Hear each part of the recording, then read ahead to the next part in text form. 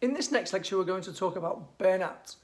And burnout is a serious risk facing a lot of remote workers. We're going to discuss what burnout is, what causes it, and recommend some steps you can take to avoid it.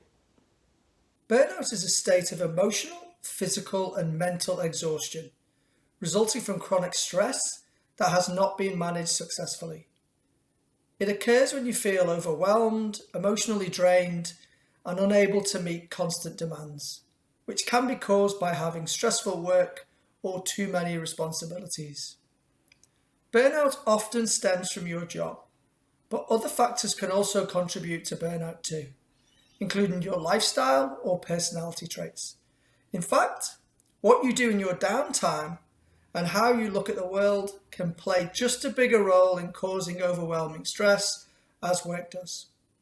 Some common causes of burnout include working too much without allocating enough time for socializing or relaxing, feeling like you have little or no control over your work, unclear or overly demanding job expectations, lack of recognition or reward for good work, taking on too many responsibilities without getting enough help from others, and lack of sleep. However, some steps that you can take towards avoiding burnout include taking time off. We all need to take breaks from work. Maybe go on a vacation, take a long weekend to refocus on one of your hobbies, ask for a temporary leave of absence, or whatever it takes to remove yourself from the situation. Use this time away from your work to recharge your batteries and pursue other methods of recovery. Take regular breaks. When you are working remotely, it is extremely important to take regular breaks and set some time aside for things like lunch or a quick coffee, just as you would if you're working in an office. If possible, stand up at least every hour. Shake out your arms and legs and get the circulation pumping again. If time permits, take a short walk outdoors or get some fresh air in the back garden. Even a 5-minute break can work wonders. As any experienced remote worker will tell you, the days can absolutely fly by when you're working remotely. And if you don't put the necessary structure in place, you can easily find yourself looking at the clock, seeing that it is 5 p.m. and realize that you're still wearing your pajamas and haven't had any lunch yet. This is obviously not good for anybody. To help with this, maybe schedule your breaks formally in your work calendar, or set reminder alarms on your phone or watch. In the next lecture, we'll look at a time management method known as the Pomodoro Technique, which not only helps you to set goals and structure your day, but will also remind you to take those all-important regular breaks. Seek greater clarity. Have a chat with your line manager and ask for greater clarity regarding your role or the expectations of your job. Set boundaries. Try not to overextend yourself.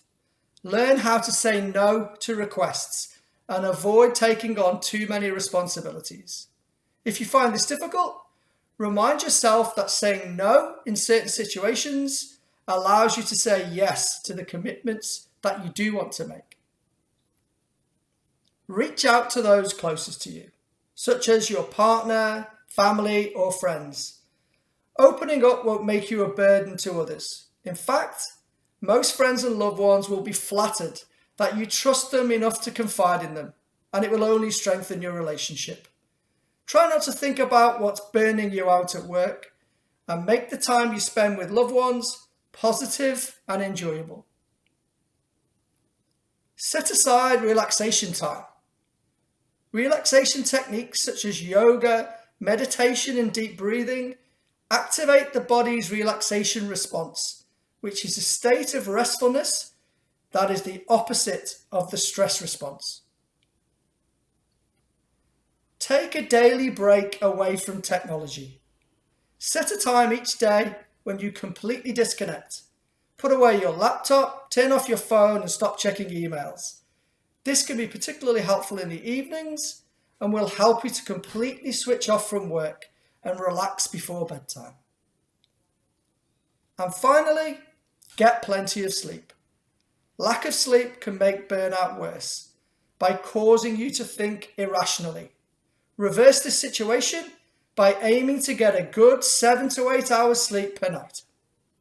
Now, before moving on to the next lecture, take a look at the burnout fact sheet in the resources section on this page for more information about burnout and what you can do about it.